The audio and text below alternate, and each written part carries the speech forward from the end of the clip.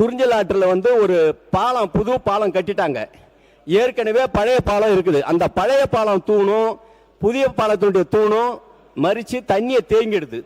அணை மாதிரி தேங்கின உடனே கோட்டமருதூர், மணமுண்டி, தேவனூர் இந்த 3 கிராமங்களும் விவசாயியும் வீடு உள்ளேயும் அந்த தண்ணி உள்ள பூந்துடுது. அதனால இந்த பழைய பாலத்தை உடனடியாக நீக்கி தருமாறு அன்போடு கேட்டுக்கொள்கின்றேன்.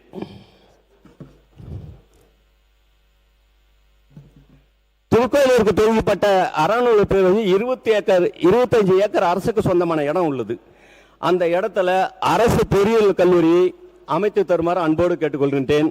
அடுத்து அதே மாதிரி அந்த ஊர்ல மாணவிகளுக்கு திருக்கோயிலூர் தொகுதியிலே வந்து மாணவிகள் தங்கி படிக்கும் ஹாஸ்டல் வசதி இல்லை என்பதையும் தங்களுக்கு தெரிவித்துக் கொள்கிறேன். மாண்புமிகு உறுப்பினர், உங்களோட கோரிக்கைகளை நீங்க கொடுங்க.